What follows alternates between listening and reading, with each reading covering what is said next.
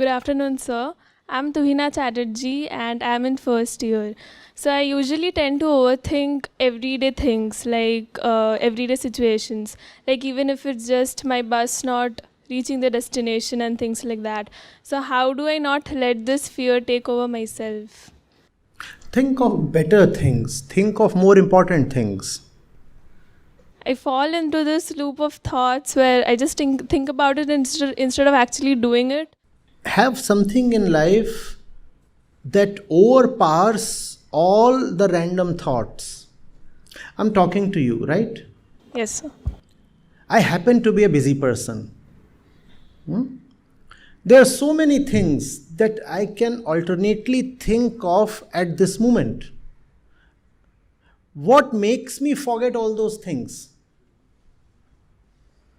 And frankly, to me, right now you're a stranger. All I know of is your name, to some extent your age, the institutions you're affiliated to. That's all that I know about you. Compared to this, there is so much else that I'm involved in. There is my mission, there's my work, and this is a working day, and so many people are dependent on me for what they're doing. Why am I not thinking of them at this moment?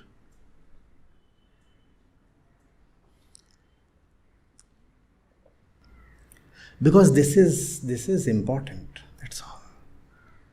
When you do not have that in your life, which is important, when you do not have a sense of the worthy, the result will be that a lot of little things will invade the mind. There is no way to keep those little things away. They are like germs. They constantly keep attacking you. You cannot keep them away. You can only have a strong inner immunity. Is there a way to keep germs away? Virus or bacteria or other kinds of pathogens? Is it possible? No, they are everywhere. I keep my hand here. They are here. This air that I breathe in, they are in the air. How do I ensure I am 100% shielded against them? Not possible. However, there is one thing that is possible, which is my inner immunity. And that inner immunity is called importance. Know what is important, and them random things will cease to matter.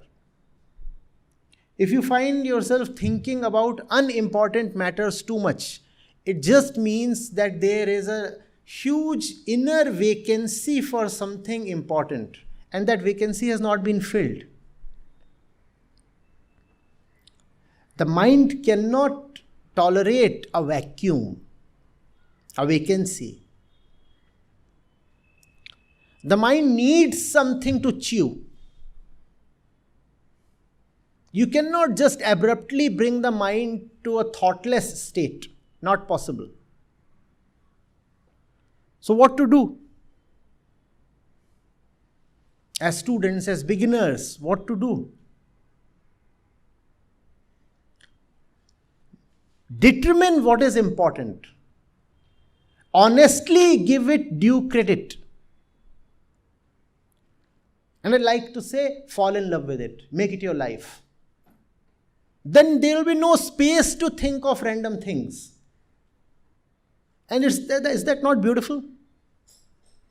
Life is pestering you with all the normal trivia. And yet you are not bothered. Why? Because there is a mighty inner thing you have embraced. And you simply don't have the time, the space to look towards anything else.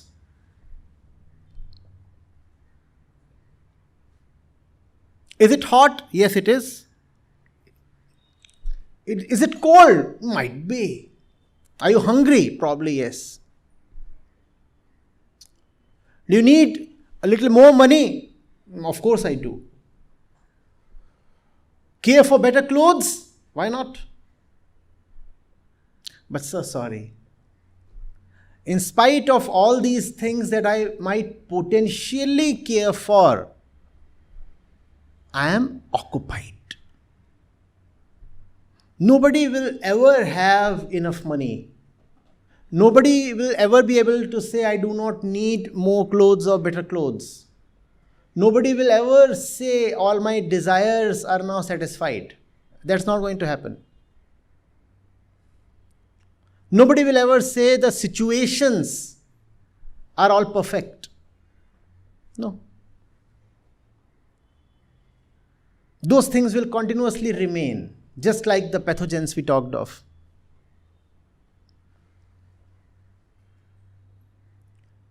But along with them, taking precedence over them, an inner sense of importance can remain. And that has to be developed. It won't just come. As a young person, you need to figure out very clearly what is worth doing. What is important in life.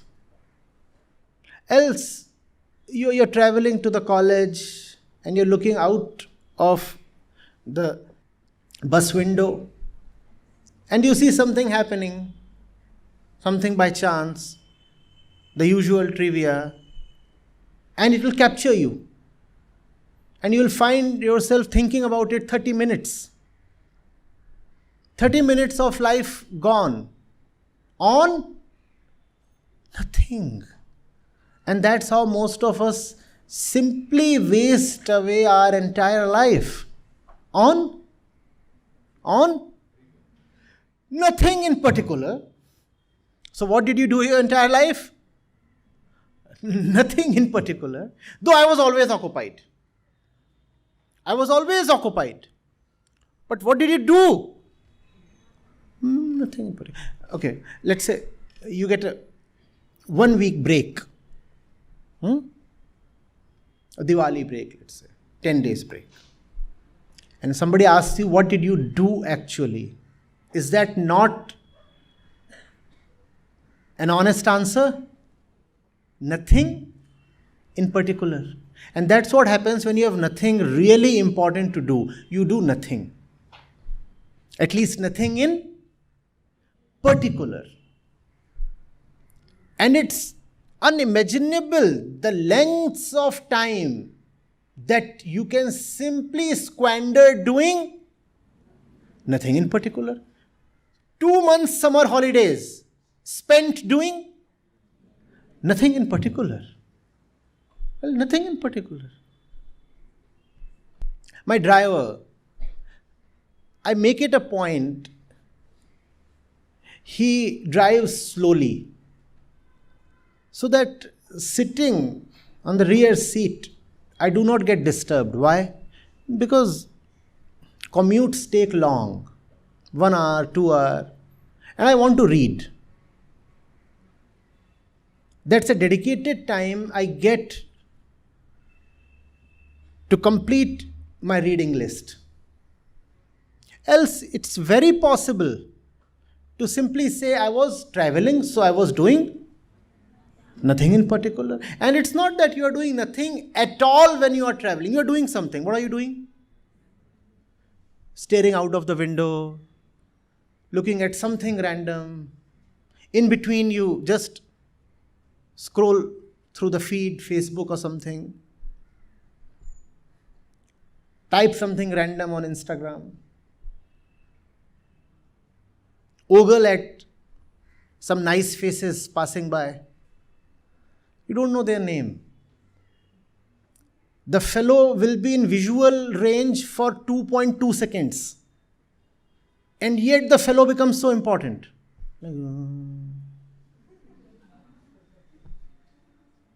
2 seconds you stare, and then for 2 minutes you think. By the time the next pretty face comes, you have already forgotten the previous one.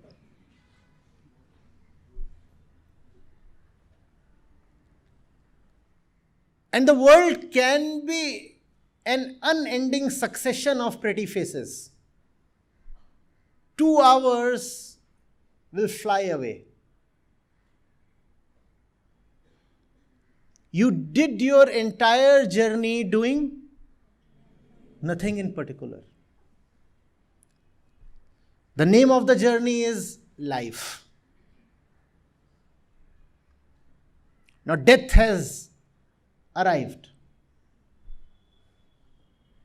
And death asks, so tell me, how was it?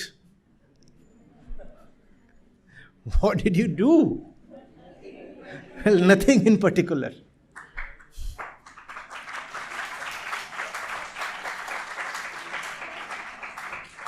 Though I was always busy. Always busy.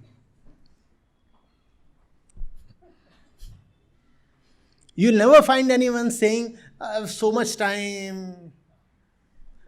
Kindly assign me some task. Ever found somebody begging for work? No. Everybody is running behind on schedule, right? If you happen to have a to-do list at all, of any kind, you're always behind the list. Are you not? So everybody is occupied doing nothing in particular. Have one thing worth living for.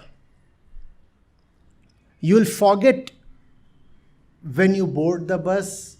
You will forget when the destination has arrived. Somebody will have to prod you to get down.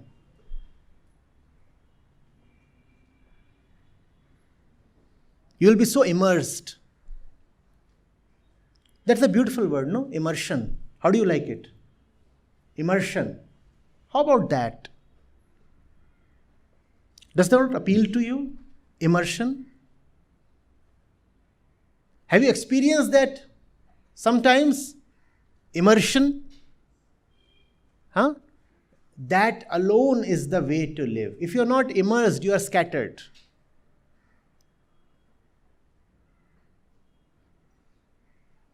How does it feel to be scattered? Have you experienced that? A state of being scattered inwardly? Have you? Isn't immersion beautiful? Have you seen how time stops when you are immersed? And if you can have immersion in your everyday life, that alone is the best meditation. Are you getting it? And if you can have that immersion, that is an antidote to all kinds of mental troubles. Otherwise, there is the menace of depression, anxiety, and all kinds of mental things, especially among the young.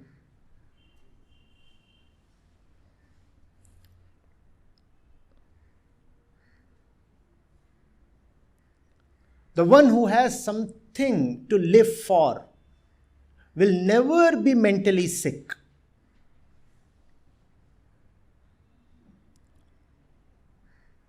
And mental illness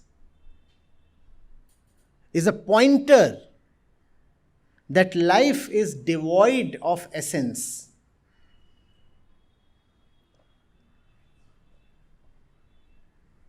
I have no time to be anxious. How about that? Are you suffering from anxiety? What's the answer? I have no time to be anxious. Even anxiety requires time. I don't have time. How can I be anxious? Are you afraid? I have no space for fear. When fear comes, I say, sorry, no vacancy. Not that you aren't great. Obviously, you are great and powerful. The entire world kneels to you. You're wonderful. But as far as I'm concerned, no vacancy. Give all your inner space to something that is beautiful for you. Let there be no vacancy.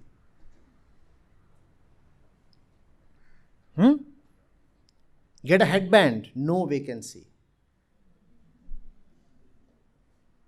Or have a t-shirt. Straight on your heart here, no vacancy.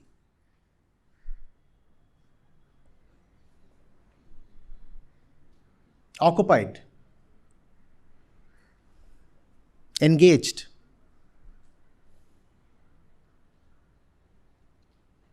The knowers in the spiritual domain, they have said, we are wedded already. And not only in the spiritual domain, obviously you know of Bhagat Singh. So he was just 22 or 23 when he laid down his life. His mother had approached him once. You'll have to marry. You'll have to marry. He said, but I already am. And she was shocked. How can my son do that? What's her name? And what did he say? What did he say? Azadi. So no vacancy. The girls are all beautiful, but sorry,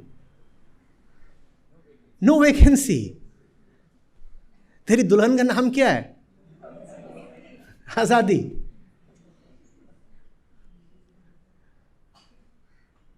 Already married, no vacancy. And that's why you remember him today.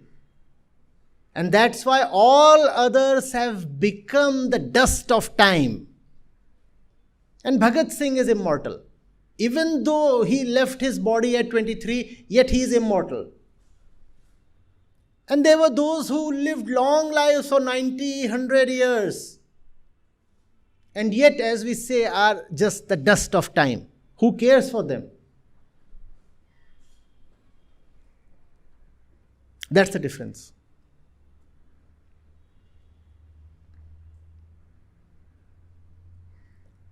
Have an early wedding, as early as possible.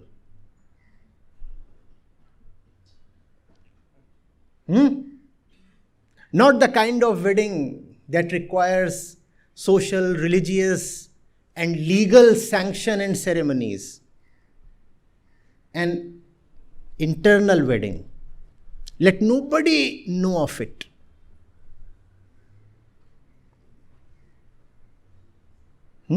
Freedom. Azadi. What do you think? Bhagat Singh had time to think of miscellaneous things?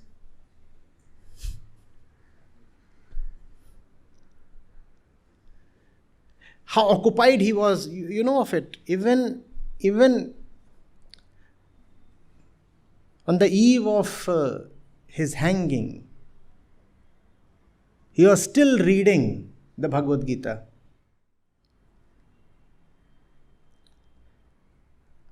A copy of that, in fact, that particular copy is still preserved. Or was he thinking, tomorrow I'll die, what will happen then? Was he thinking? No. He said, but I still have a few hours. Let me spend these hours with the beloved. I have something very important to do. Or was he doing nothing in particular? Was he doing nothing in particular even in his last hours? No. He said, let me spend this time in reading. And he was a voracious reader. At your age, he was so well read.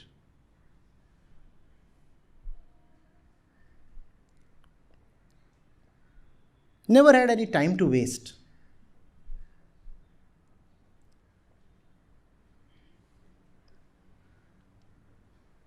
I don't know, this one is from Bhagat Singh or one of the other great revolutionaries. But they actually marked the last page they read in their favorite book. And somebody out of curiosity asked them, it said, tomorrow you are going to be hanged. You will be no more. Why are you marking this page? And very mystically he said, because I have to continue from there.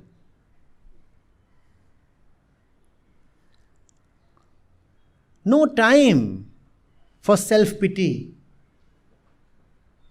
inner misery, sad thoughts. No time. I'm busy with the right thing, even in my last moment. Huh?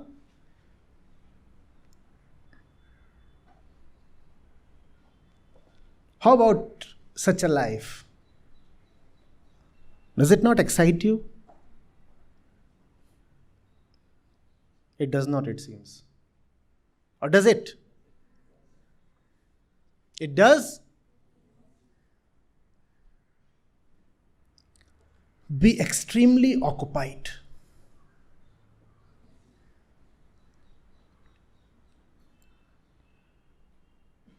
Don't be like these wanton flies or insects. Seen how a mosquito behaves? Sitting here, sitting there, or a fly hopping from here to there. Doing? Don't be like that, please.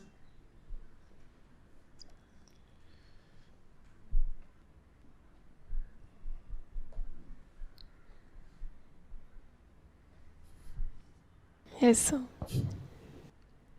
Sit. Thank you, sir.